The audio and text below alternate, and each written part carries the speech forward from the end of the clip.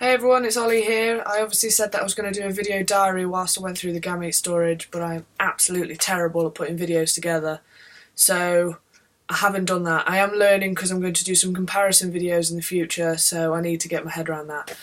But basically what the Gamete storage entailed was starting on a tablet, which is a norethisterone, or norethistamine, or something like that. It's basically a tablet that you take for 10 days. It will make you a little bit cranky to start with, not majorly, just a little bit, because obviously at the end of those 10 days it's hoping to make you start a period. So if you get grumpy, or like my girlfriend, she doesn't get grumpy, she gets clumsy. I get really arsey, so it all depends how you take when you're coming up to that moment. So that wasn't too bad. After that you start on the injections. You have to self-inject. And you start off on a Menopure injection for 5 days. That basically just gets your ovaries ready, and it starts it pumping into the fact that it's meant to be doing a cycle, so that helps. And after the 5 days you go to 2 injections. You do the Menopure and the Cetrotide. Now, I used to alternate legs. Some people liked in the stomach, but that wasn't one for me.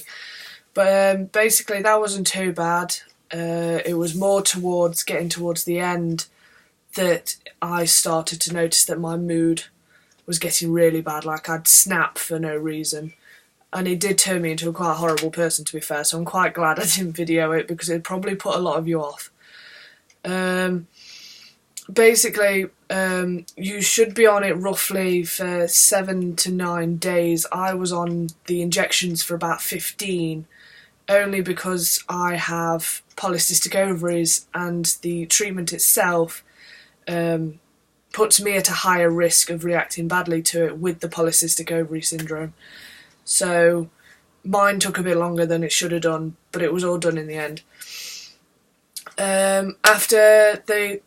Every day or every other day, you basically go back for a transvaginal scan. That's a given, you have to have that, and blood tests. So yeah, I think I ended up going back near enough every day or every other day, so it was quite time consuming. I had to have some time off work to cope with it, because of the appointment times being so early in the morning, and with my job it made it a bit awkward. So after the period of time that you do the injections, you will be told to take a trigger injection, which is Pregnol. And basically what that does is it makes any ovaries that are of a certain size that are nearly ready to proper oomph them ready for the operation. You have that 48 hours before your operation, so once you've had that you don't have to inject again. Your operation will be booked 48 hours later. Basically all the operation entails is you will be put under general anaesthetic, so you'll be knocked out, and basically it's a transvaginal scan with the probe that they use, basically with a needle attached to it which pierces your ovaries and sucks the fluid out. So that all went fine. I was a bit tender afterwards. They managed to get 4 mature eggs out of me, which is better than a kick in the teeth. Obviously, they're still not a guaranteed pregnancy at the end of the day. They're just a chance for me to have children that are mine in the future. And that's the way I've got to look at it. It's a chance. It's a hope, basically. But no, so obviously I had to rest for a couple of days afterwards. Obviously, you've had surgery in a very intimate area. It will hurt to walk, to lift. I mean, walking to the supermarket felt like I'd ran a marathon for the first week. It was very tiring. But obviously I know I'm probably making it sound very scary, and to go through it, it's not the easiest thing in the world. It is hard. You need family or friends or partners to support you 100% and go easy on you, because it's not you that's snapping, it's the hormones that make even the smallest of problems seem like somebody's just died. It's unreal. And yeah, I'd give it something to consider. I would seriously ask people to consider it, because it's one of those things that I know that I've always just wanted to be on testosterone and get it done and get it out of the way, and I've never thought actually about my future and thought what I wanted in the future. And I thought, well, this gives me a chance if I do want it, type thing. They can be frozen up to 10 years, there's no rush on this. It's not like I've got to find a girlfriend in the next week and have children. There is 10 years that they can be frozen, so there's sort of no rush, and it gives you sort of like a backup in your future, especially if you can get it NHS funded, because then it's obviously like a weight lifted.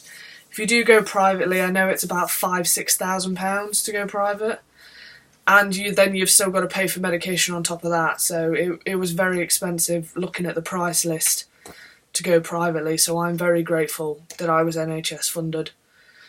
But no, I would advise people to take it into consideration. The earlier that you can try and get it done in your process, so say if you start at a gender clinic and this is something that you think you want, mention it to start with, because obviously you can't start hormones until it's done. So the earlier you get it out of the way, the less complications you'll have of waiting to get testosterone. Like, I've been able to get testosterone for the past 3 months now, but because I opted to do this, I've had to wait, which doesn't bother me. I've waited 1.5 years now. There's nothing new.